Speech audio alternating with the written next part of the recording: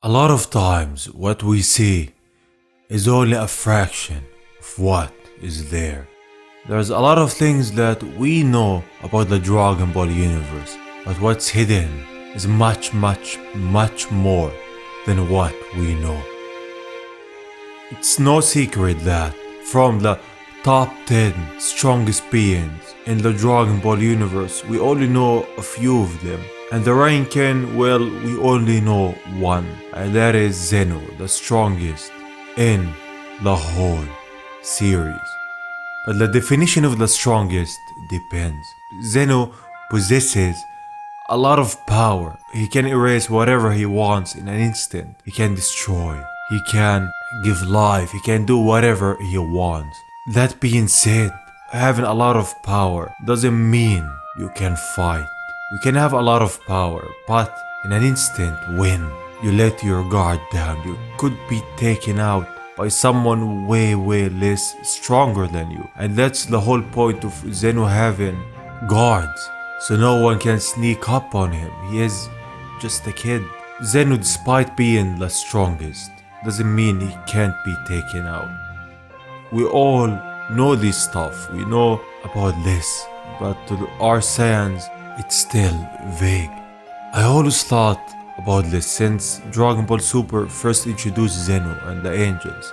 I've seen him and every thought that came to mind was he has a lot of power in his hands. What if he's taken out by someone when he lets his guard down? Someone who attacks Zeno before Zeno could even react. Will Goku finally realize the secrets that the higher beings have? Will he see how even the strongest can be beaten? This is the story of that time. In a time when everything was different. Who decides what should be done? Who can claim that title of ruling over everyone? We are all driven by our instincts, our wills, and our pride. Even the ruler of all will someday face a challenger who will try to take his spot. It's a never-ending cycle. No matter where you are, someone will always try to take your position. When that day comes, we will see what you're truly made of. We will see why you are you. A cruel twist of fate. At Zeno's palace, there the two Zenos are talking to Frieza. They thank you for attending this meeting. They've noticed some of the things he's been doing, and they must warn him that if he continues on his quest to get the Divine Blade, it will be met with the highest of consequences. But what's the Divine Blade? Frieza tells them about that. I'm forced to confess to you that it's too late, as he slashes the head of one of the Zenos. As I said before, Zeno has all of the power, but if he's taken off guard, he can be defeated. Frieza has done it now. He's taken the life of one of the two Zenos that rule over everyone. How will this end? His strategy paid off. He spread the word that he was looking for the blade when he already had it in possession. All he had to do was find that sanctuary. Thank you for the invitation. And this is all taking place after the Tournament of Power, when Frieza was revived. Honestly, I could see him going to this extent to achieve something that will beat Zeno, because that's who Frieza is. He's evil, and that's in his core. The other Zeno is furious. Your existence ends here. But as he tries to erase him, nothing happens. Frieza just smiles. Why do the gods always leave weapons lying around to destroy them? Then we get an explanation for the Divine Blade. The Divine Blade was created by the first angel, who sat at the side of Zeno as its supreme advisor. The latter was deposed after opposing a decision of his master. Still having sympathy for him, Zeno decided not to kill him and to send him to end his days as a mortal. He will never make the same mistake again. His name was Leo, and knowing the magic and secrets of the gods, he succeeded in forging a blade capable of killing divine beings and creating a protective aura around the wielder of the blade. No longer allowed to interact with the gods, he hid the blade in a hidden sanctuary on a distant planet, while leaving signs across the galaxy, hoping that one day someone would dedicate himself to defying the gods in his place. And finally it was found by none other than Frieza. Frieza transforms to his golden form and launches at Zeno. No one can stop him. The deed is done. On Earth the next day, Beerus and Whis arrive. They call for Vegeta and Goku to stop. Whis informs them of what happened.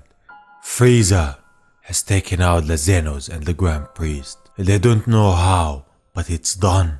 The deed is done. And it's all Goku's fault because he revived Frieza. Bulma came up with the idea to use the Dragon Balls to go back in time, and well, there's a lot of ways. They can't use Whis since he has a limited time frame, a couple of minutes, not days. In the face of Beerus, Shinron agreed to break the forbidden law by going back in time one day. They had to act fast before Frieza took action. Whis helped Goku detect Zeno's palace and thus they teleport. Frieza sees them, but it's somewhat late. He already slashes one of the Zenos and they see the divine blade. Goku and Vegeta transform. They have seen with their own eyes the power of the gods, that the gods can be beaten. They teleport behind Frieza and grab him. They take the divine blade and Beerus erases him, saving the other Zeno. Zeno thanks Goku and Vegeta, but their actions have committed several offenses that may have no irreversible effects on the universe. Manipulation of time, unauthorized entry into the Celestial Palace. For those reasons, they must take action. Your contract with the gods eventually caused multiple disturbances. You are therefore forbidden to interact with us again. In addition, as a punishment, they will cancel all last wishes made with the Dragon Ball. Goku tries to make Zeno go back on his decision, but with no use. The decision has already been taken. With the powers of the gods, certain past events, therefore, have been altered. The Super Saiyan God has never been revealed by Shinron. Olaf and the gang continued to grow old. Kabuto and the Kaioshin never saw the merged cancel. Everything is worse now. Zeno decides to change everything, to change the hierarchy, how the gods of destruction act, and to forbid the use of the Dragon Balls. They will charge them with evil energy every time they're used. And this is what resulted in the GT timeline. From Dragon Ball Super, a spin-off was created called Dragon Ball GT. And this is when Goku realized the truth about the angels, about the gods, and about Zeno. They always act on their own, what they see right. Even if you save them, they won't treat you like one of them. This is who they are. Even though they are the strongest, they can be beaten. Even though they might show you a good side of them, they always have that bad side. And this was the story of that. Of the day that Goku realized the truth about Zeno and the angels. The day when everything has changed. You can be the best, you can be all pure, but people will always take your kindness and twist it around. No matter what you do in this life, there will always be consequences to even the best decisions that you make. And this story showed us that. I want to hear your thoughts in the comments. What do you think about it? Tell me how you've been.